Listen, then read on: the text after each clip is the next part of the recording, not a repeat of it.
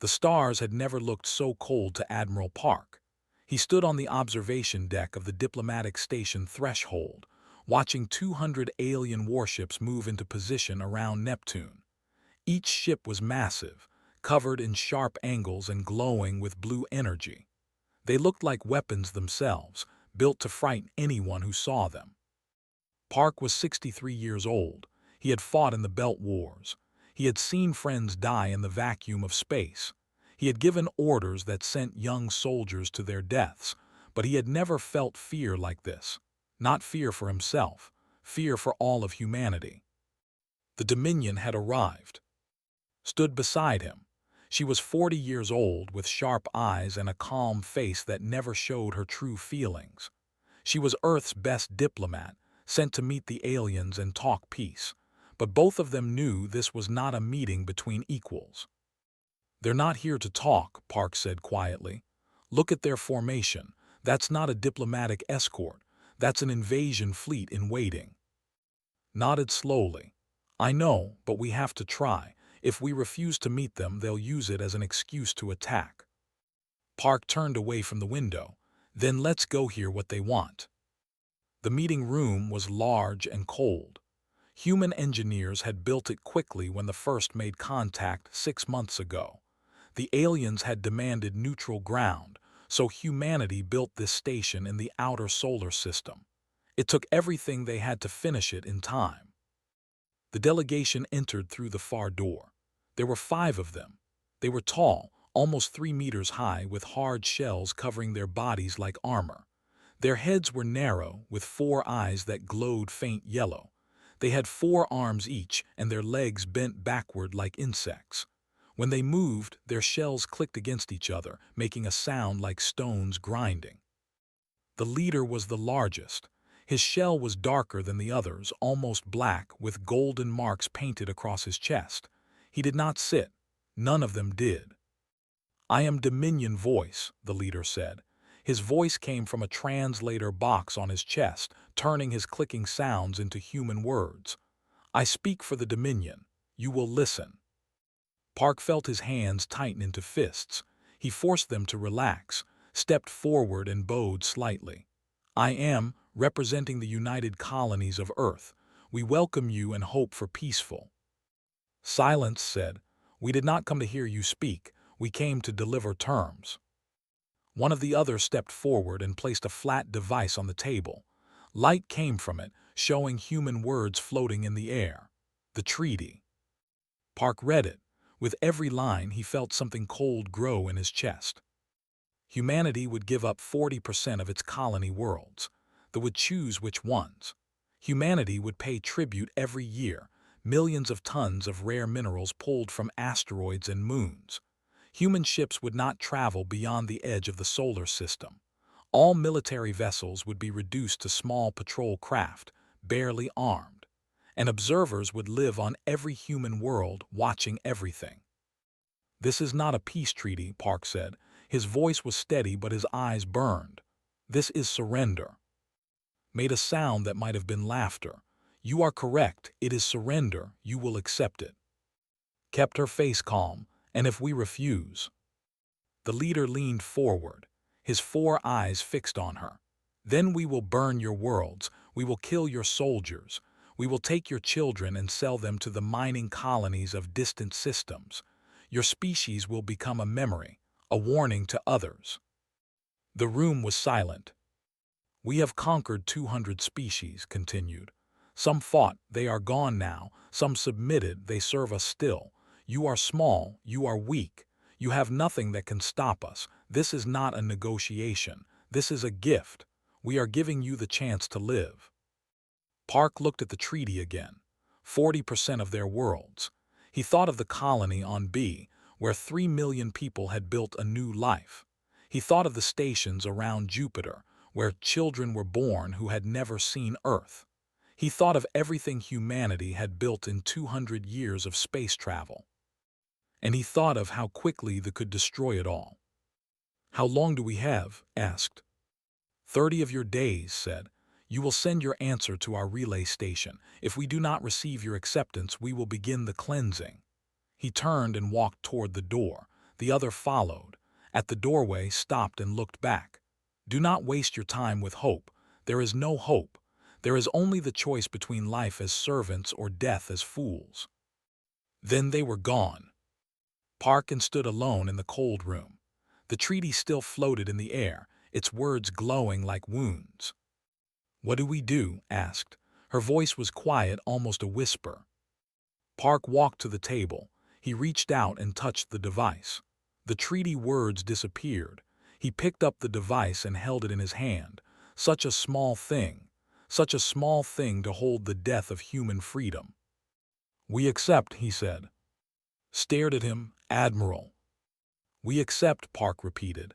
"We sign their treaty, we bow our heads, we become good little servants." He looked at her and she saw something in his eyes she had never seen before. It was not defeat, it was not despair, it was something harder, something sharper. "And then we get to work." "Work on what?" Park crushed the device in his hand. The metal cracked and broke. He let the pieces fall to the floor. "They think they've caged us," he said. "They don't understand. Humans don't stay caged. We never have. We never will." He walked to the window and looked out at the fleet.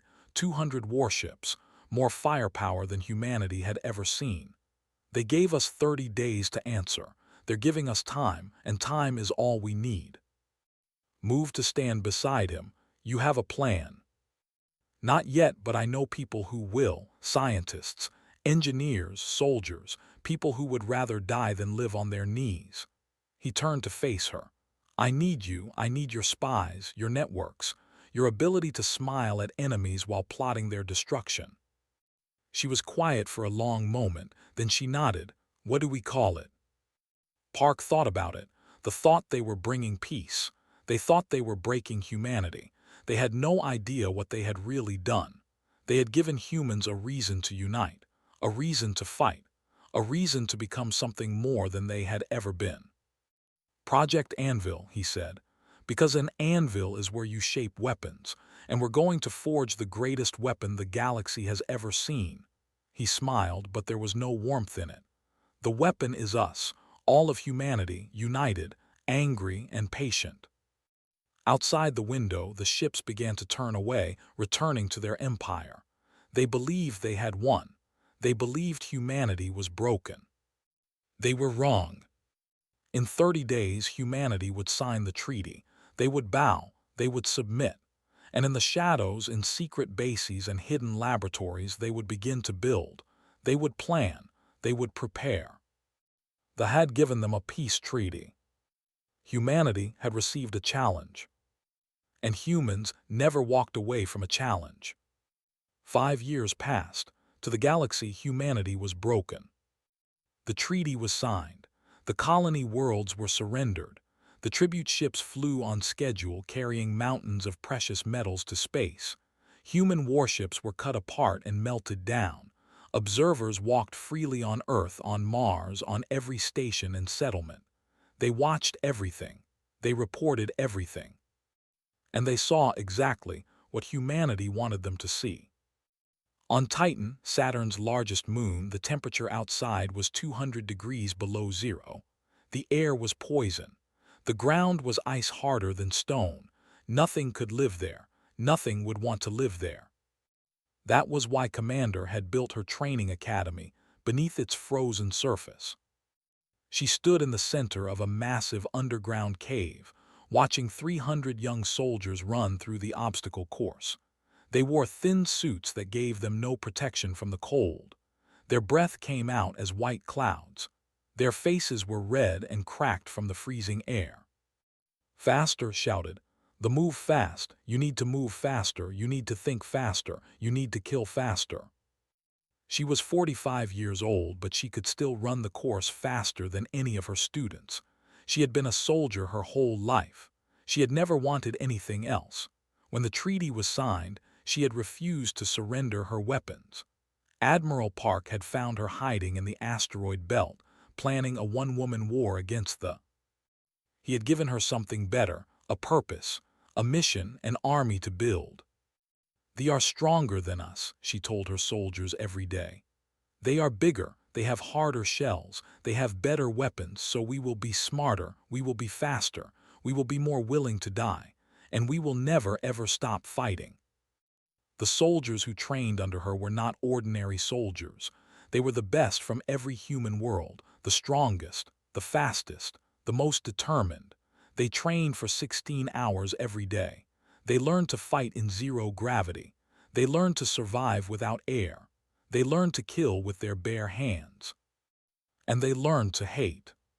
Far away in an asteroid that had no name on any map, Dr. Han Minyu worked in his laboratory. He was 52 years old, thin and tired, with gray hair that stuck up in all directions. He had not slept properly in 3 years.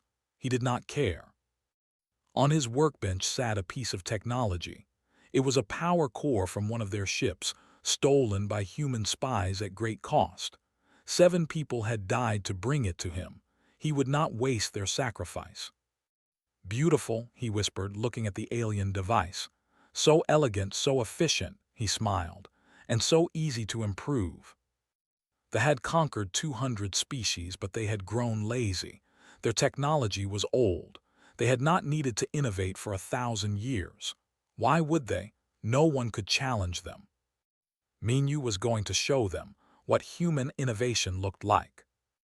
He had already improved their shield technology by 30%. He had made their weapons twice as powerful. He had created new alloys that were stronger and lighter than anything they had ever seen. And he was just getting started. His greatest project sat in a sealed chamber at the back of his laboratory. He called it the null bomb. It did not explode. It did not burn. It sent out a wave of energy that disrupted all technology in an entire star system. Their ships would go dark. Their weapons would stop working. Their life support would fail. They would become helpless, floating in the darkness, waiting to die. Minyu did not feel guilty. They had threatened to sell human children into slavery. They had promised to burn human worlds. They had shown no mercy. They would receive none. In the darkness between stars, Captain Shin flew her ship through space. On the outside, it looked like a merchant vessel, old, slow, harmless. On the inside, it was filled with the most advanced sensor equipment humanity had ever built. Was 38 years old, with a scar across her left cheek from a fight she never talked about. She had been a smuggler before the war. She knew how to move without being seen. She knew how to lie with her eyes and her voice and her smile. Now she used those skills for humanity. Her mission was simple: map everything, every base, every fleet position, every supply line, every weakness. She flew through their space like a ghost, invisible and patient. Her crew was small, just 12 people, but they were the best: pilots, technicians, spies, all willing to die if it meant hurting the "Another patrol," her navigator said, pointing to the sensors. 3 ships coming this way. Did not panic, she never panicked. Change course, take us behind that gas giant, we'll wait until they pass. And if they scan us? She smiled. Then we show them what this old merchant ship can really do. She patted the control panel. Hidden beneath the rusty exterior were weapons that could destroy a cruiser in seconds. But let's hope it doesn't come to that. We still have work to do.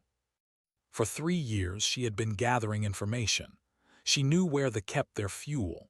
She knew where their admirals lived. She knew which planets were defended and which were vulnerable. All of it went back to Earth, too, who was building a map of the entire Dominion. A map that would show humanity exactly where to strike.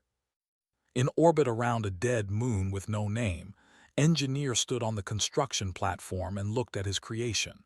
It was a ship, but it was not like any ship humanity had ever built. It was small, only 100 meters long, but it was fast, faster than anything they had. It could appear from fold space inside an enemy's defenses. It could fire its weapons before the enemy knew it was there. It could disappear again before anyone could react. He called it the Talon-class destroyer. Was 60 years old. He had designed ships his whole life. Cargo ships, passenger ships, mining ships, boring ships for boring purposes. When Admiral Park had come to him with this mission, he had cried. Finally, he could build something that mattered. 50 ships were already complete, hidden in the dark between stars. 50 more were being built. By the time humanity was ready to fight, there would be hundreds. "She's beautiful," said to his assistant, a young woman named. Nodded. "Will they work against the?" Laughed. "They think they have the best ships in the galaxy. They're wrong. They've been wrong for 1,000 years. They just didn't know it because no one was smart enough to challenge them." He put his hand on the ship's hull. "We're going to teach them." On Earth, in a secret room beneath the mountains, sat in front of 100 screens. Each one showed a different piece of the puzzle: troop movements, fleet positions, spy reports, construction updates. She had not seen sunlight in months. She did not miss it. A soft alarm beeped. One of her agents had sent a message. An observer on Europa had discovered unusual energy readings. He was investigating. Typed a quick command. Within hours, the observer would have an accident, a fall into a frozen lake, a malfunction in his breathing equipment, something tragic and untraceable. She felt nothing. This was war. They had chosen it. They just did not know yet. She looked at a calendar on her wall. 5 years since the treaty, 5 years of silence, 5 years of preparation. Soon, very soon, the silence would end. And when it did, they would learn what humanity had been doing all this time. They would learn the price of their arrogance. They would learn that humans did not surrender. They only waited. And now the waiting was almost over. The supply depot at Sigma Draconis was celebrating. It was the 5th anniversary of humanity's surrender, and the station commander had declared a holiday. Soldiers drank and laughed. Officers told stories of the pathetic humans who had bent their knees so quickly. Some of them had been there when the treaty was signed. They remembered the fear in the human admiral's eyes. "They didn't even fight," one officer said, clicking his mandibles in amusement. 200 years of space travel, and they folded in 30 days. Weakest species we've ever conquered. The others agreed. The humans were still sending their tribute on time. Their observers reported nothing unusual. The small pink creatures had accepted their place in the galaxy. They were servants now, and they always would be. The station held 200 warships. It was the main supply point for this entire region of space.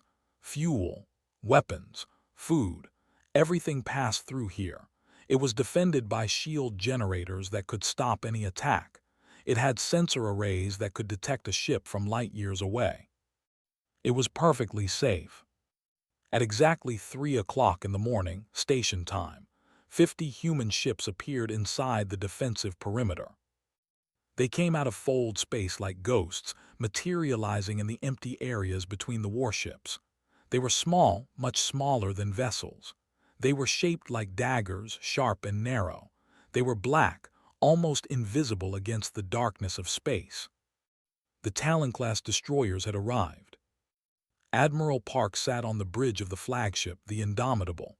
He was 68 years old now, and his hair was completely white, but his eyes were sharp and his hands were steady. "All ships report ready," his communications officer said. Park looked at the tactical display. 200 warships. Most of them were not even at battle stations. Their shields were down. Their weapons were cold. They had no idea what was about to happen. "Open a channel," Park said. "All frequencies." The communications officer nodded. "Channel open, Admiral." Park leaned forward. "This is Admiral Park of the United Human Fleet. 5 years ago you gave us a peace treaty. You told us to surrender or die. You called us weak. You called us servants." He paused. "You were wrong." On the station, alarms began to scream. Officers ran to their posts shouting orders, but it was too late, far too late. "Today we return your treaty," Park said. "With interest, all ships fire." 50 Talon destroyers opened fire at once. The weapons they used were new. Dr. Han Minyu had designed them himself. gravity lances that tore through shields like paper, plasma cascades that burned through armor in seconds, energy pulses that disrupted technology and left their ships helpless. They had never seen anything like it. The first wave destroyed 30 warships before they could even raise shields. The second wave took out the station's main power core. The third wave hit the fuel storage, sending a chain of explosions through the entire facility. Park watched the destruction without expression. This was not revenge. This was not anger. This was justice, cold, calculated, and absolute. Enemy ships attempting to organize, his tactical officer reported. They're forming a defensive line. Commander, Park said into his communicator, your turn. On another part of the battlefield, Commander smiled. She was in command of 20 Talon destroyers, and her crews were the best-trained soldiers humanity had ever produced. They had spent 5 years preparing for this moment. All units attack pattern Delta, she ordered. Fast and close, don't give them time to think. Her ships shot forward, moving faster than any vessel could follow. They weaved between enemy ships, firing at point-blank range. They targeted engines, weapons, and command centers. They were precise. They were deadly. They were unstoppable. They tried to fight back. They fired their weapons into the chaos, but their targeting systems could not track the human ships. They were too fast, too small, too unexpected. One cruiser managed to hit a human destroyer. The small ship exploded in a ball of fire. But before they could celebrate, 3 more human ships appeared behind it. Gravity lances tore the cruiser apart. We lost the Defiant, communications officer said. Nodded, remember their names, honor their sacrifice, keep fighting. On the Indomitable, Park watched the battle unfold. They were panicking now. Their formations had collapsed. Their ships were running into each other as they tried to escape. Some were jumping to fold space, fleeing the battle entirely. 47 minutes, his tactical officer said. Enemy fleet destroyed, 200 warships, we lost 3. Park let out a slow breath.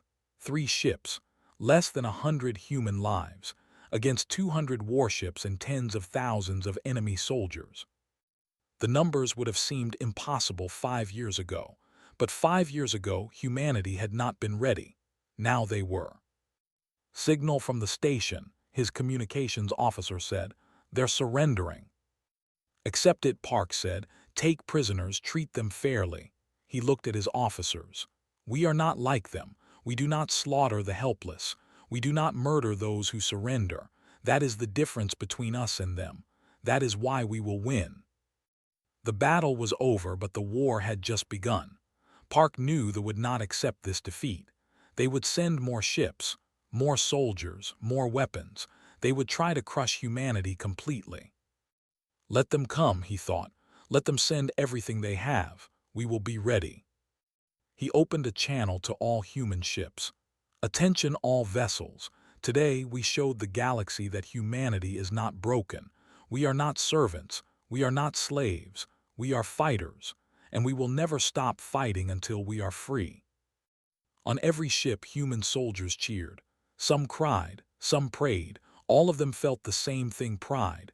Pride in what they had done. Pride in what they were. One more thing, Park said. He looked at the burning wreckage of the depot. Send a message to there. Let them know what happened here. Let them know who did it.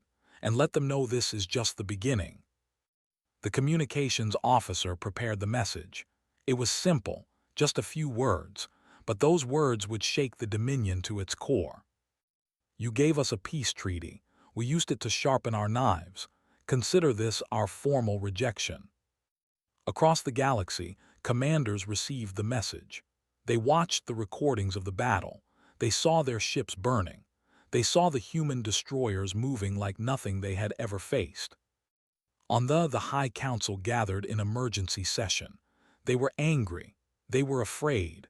But most of all, they were confused. This is impossible, one council member said. The humans had no weapons, no ships. Our observers watched them constantly. How did they do this? Another council member shook his head. We underestimated them. We thought they were like the other species we conquered. We were wrong.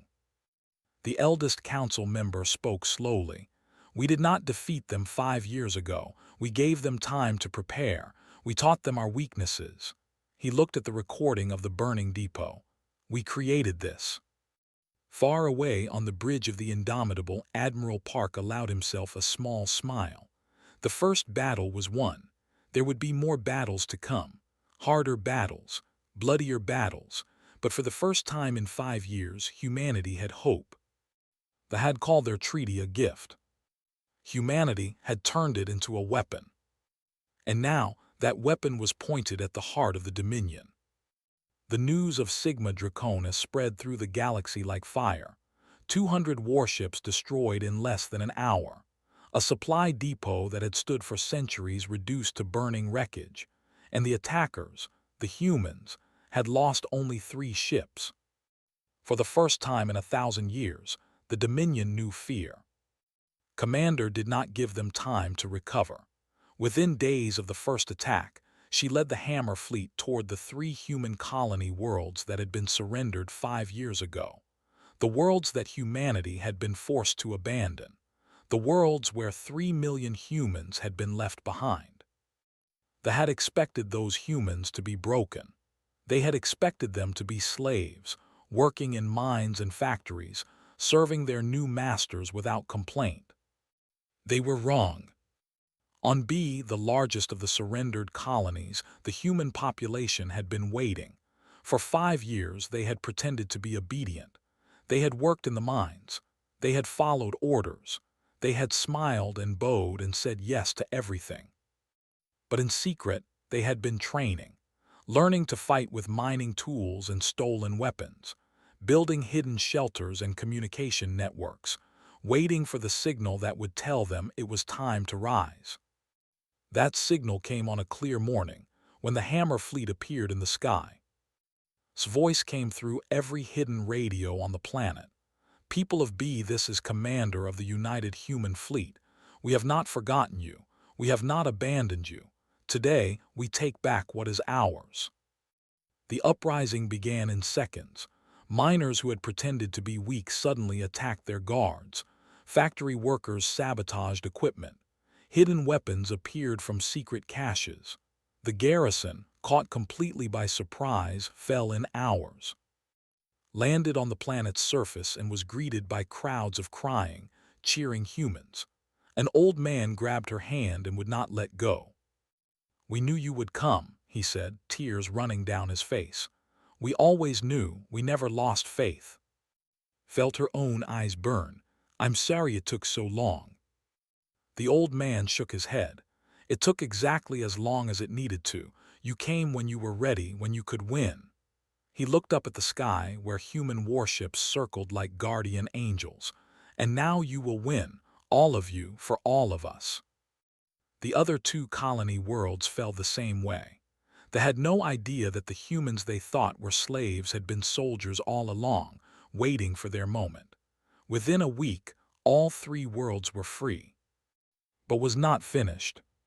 Far from the, Captain Shin led her ghost squadron through the dark spaces between stars. Her mission was simple but deadly: destroy the communication network. The Empire was huge, spanning hundreds of star systems.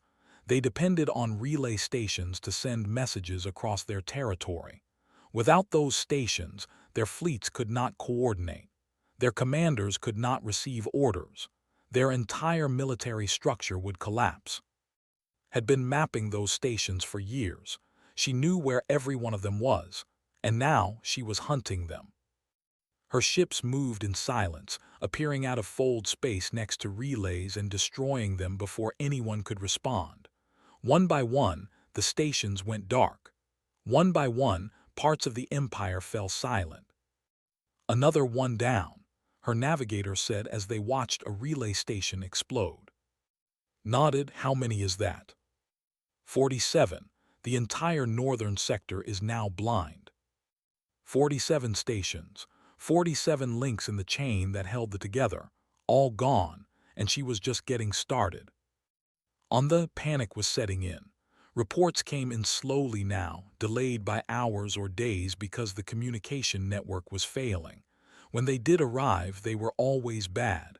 Another fleet destroyed, another colony lost, another sector gone silent. The High Council met every day, arguing about what to do. Some wanted to send their entire military against humanity. Others wanted to negotiate. A few suggested retreating to their core systems and building defenses. None of them knew what to do. None of them had ever faced an enemy like this. "They're not just fighting us," one council member said. "They're taking us apart piece by piece. They know exactly where to hit us. They know our weaknesses better than we do." "Impossible," another member snapped. "They're primitives. They couldn't have learned that much in 5 years." The eldest council member shook his head sadly. "We gave them 5 years, 5 years to study us, 5 years to prepare, 5 years to become something we have never seen before." He looked at the map of their dying empire. "We didn't conquer them, we taught them." While the council argued, Dr. Han Minyu prepared his masterpiece. The null bomb was ready. Admiral Park had chosen the target carefully. It was a major military base, home to 500 warships and 200,000 soldiers. The base defended a critical jump point, a place where fold space travel was easy and fast. If humanity controlled it, they could move freely through territory. If they held it, they could stop any human advance. They had gathered their best ships there, their most experienced commanders, their most advanced weapons. They were ready to stop the human attack. They were not ready for the null bomb. Minyu watched from a safe distance as a single human ship carried the bomb toward the base. It was a small ship, unmanned, moving slowly and silently. They detected it too late. The null bomb activated. There was no explosion, no flash of light, just a wave of energy that spread outward like ripples in a pond. When it touched ships, they went dark. Engines stopped. Weapons powered down. Life support failed. Shield generators became useless metal. 500 warships, helpless in seconds. The human fleet arrived an hour later. They did not need to fire a single shot. The ships were floating coffins, their crews struggling to survive in vessels that no longer worked. The humans moved through them carefully, disabling weapons and taking prisoners. "No unnecessary killing," Park ordered. "They're helpless. We treat them with honor." Some of his officers disagreed. They remembered the threats, the promise to sell human children into slavery, the promise to burn human worlds. They wanted revenge. Park understood their anger. He shared it, but he knew that revenge would make them no better than the. "We fight to protect humanity," he told his officers. "We fight for freedom. We do not fight for murder. If we become like them, we lose everything we're fighting for." On Mars, watched the reports come in from across the galaxy. Human victory after human victory, territory shrinking every day. Their fleets scattered and confused, their leadership paralyzed by fear. A message arrived from one of her agents. Civilians were fleeing the border systems, running from the human advance. Considered her options. She could order attacks on the refugee convoys. It would spread even more fear. It would hurt morale. But those ships carried children, families, people who had never held a weapon or hurt a human. "Let them go," she ordered. "Focus on military targets only. We're not monsters." Her assistant looked surprised. "Are you sure, after what they threatened to do to us?" Turned to face her. "That's exactly why. They threatened to kill our children. We're going to show them that we're better than that. We're going to show the entire galaxy that humanity fights with honor." She looked at the map of space, now covered with red markers showing human victories. They were winning. They were really winning. But the war was not over yet. They still had millions of soldiers. They still had weapons and ships and the will to fight. The hardest battle was still to come. But was not worried. For 5 years humanity had prepared. They had planned. They had trained. They had built weapons and ships and an army unlike anything the galaxy had ever seen. They had called their treaty a gift. Humanity had called it motivation. And now that motivation was carrying them to victory. They hung in space like a dark jewel, surrounded by the largest fleet humanity had ever assembled. 500 human warships formed a ring of steel around the planet, their weapons powered and ready. Talon destroyers patrolled the perimeter, watching for any sign of resistance. There was none. The defense fleet had been destroyed 3 days ago. Their orbital stations were burning wreckage. Their ground defenses had been disabled by null bombs. The greatest military power the galaxy had ever known was now helpless. Admiral Park stood on the bridge of the Indomitable, looking at the planet that had haunted his nightmares for 6 years. 6 years ago, he had read their treaty and felt fear. Today, he would give them a treaty of his own.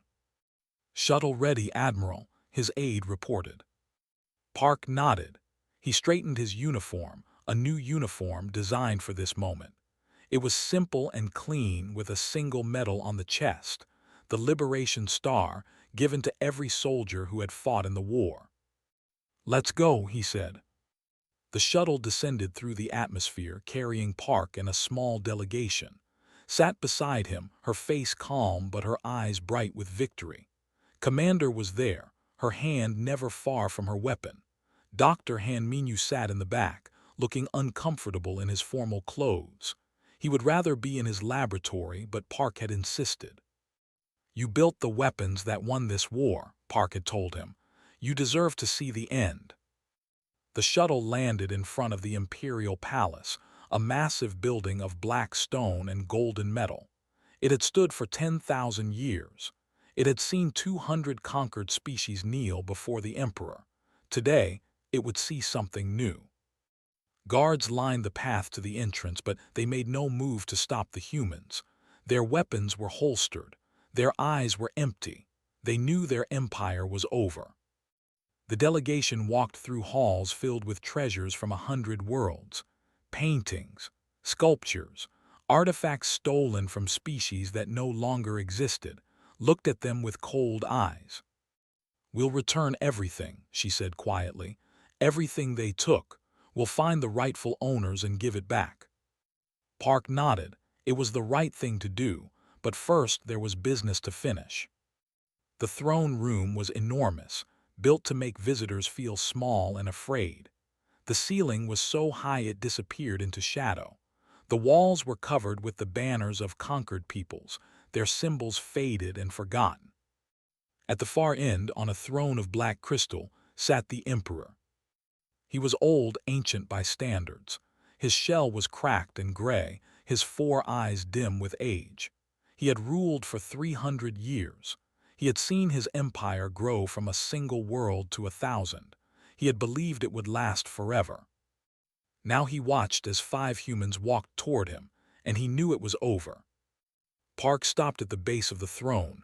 He did not bow. He did not kneel. He stood tall and looked the Emperor in the eyes. "I am Admiral Park of the United Human Fleet," he said. "I come to discuss terms." The Emperor was silent for a long moment. When he spoke, his voice was tired and old. "You have one. What do you want?" Park reached into his jacket and pulled out a document. "This is our treaty. You will read it. You will sign it, or your world will join your fleet in destruction." He handed the document to a servant, who carried it to the Emperor. The ancient ruler read it slowly, his 4 eyes moving across the human words. Complete military withdrawal from all contested systems. Full reparations for occupied human worlds. Technology shared freely with humanity. Recognition of humans as equals under galactic law.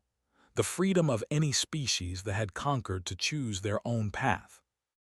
And one final term. The Emperor looked up. "You want the original treaty, the one we gave you 6 years ago." Park nodded. "Framed, delivered to Earth, it will hang in our capital as a reminder." "A reminder of what?" Park allowed himself a small smile. A reminder that cages do not hold humans. A reminder that we do not surrender. A reminder of what happens when someone thinks they can make us kneel. The Emperor stared at him for a long time. Then he made a sound that might have been a laugh. "We conquered 200 species," he said. "We burned worlds. We enslaved billions.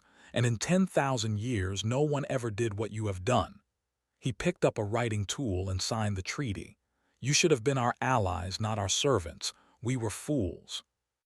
Park took the signed treaty and handed it to. "Yes," he said simply, "you were." The delegation turned and walked out of the throne room. Behind them, the Emperor sat alone on his crystal throne, surrounded by the empty symbols of a fallen empire.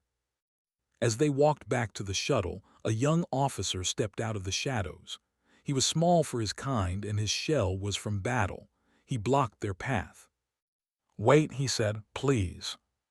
His hand moved toward her weapon, but Park raised his hand.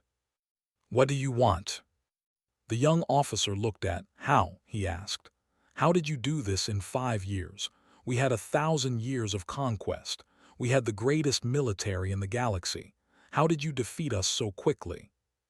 Studied him for a moment. He was not threatening. He was not angry. He was simply confused. A soldier trying to understand how his world had been turned upside down. "You assumed peace meant surrender," she said. "You thought that because we signed your treaty we had accepted defeat. But for humans, peace is just war by other means." She stepped closer to him. "You gave us a challenge. You told us we were weak. You told us we would die or serve, and we proved you wrong." The young officer was quiet for a long moment. Then he stepped aside. "I think I understand," he said. "Your species does not give up." Not it's no, we don't, and we never will. 10 years later, humanity stood as one of the great powers of the galaxy. The other species who had been conquered by the sought-human alliance. They asked for help rebuilding. They asked for protection. They asked to learn from the people who had done the impossible. Admiral Park retired to a small house on Earth, in the mountains where he had grown up. He kept the original treaty document in a frame on his wall. Every day he looked at it and remembered. One evening his granddaughter came to visit. She was 12 years old, curious about everything. She saw the document and asked what it was. Park told her the story, the fleet, the impossible terms, the 5 years of secret preparation, the war that had freed not just humanity but 100 other species. "But why do you keep it?" she asked. "Isn't it insulting? They said such terrible things about us." Park smiled and pulled her close. "I keep it because it reminds me of something important. Every cage is just a puzzle, and humans, we solve puzzles, always have, always will." She looked at the document again, then back at her grandfather. "Were you scared?" "Yes," he admitted. "Very scared, but being brave doesn't mean you're not scared. It means you do what needs to be done even when you are scared." He tapped the frame. "They thought fear would break us. They were wrong. Fear made us stronger. It made us fight harder. It made us refuse to lose." His granddaughter nodded slowly. "I want to be brave like you." "You will be," Park said. "All humans are. It's in our blood. It's in our souls. No matter what challenges come, no matter what enemies we face, we never give up." He looked out the window at the stars. "That's what this treaty taught the galaxy. That's what they'll never forget." Every year on Liberation Day, the same message was broadcast across human space. It played in schools and homes and ships and stations. It reminded everyone where they had come from and what they had survived. The message was simple. They called it a peace treaty, we called it motivation, and we won. The words echoed across the galaxy, heard by humans and aliens alike. A reminder of what humanity could do when pushed. A warning to any who might think of pushing them again. They had believed they were giving humanity a choice between slavery and death. Instead, they had given humanity a reason to become legends. And legends never die.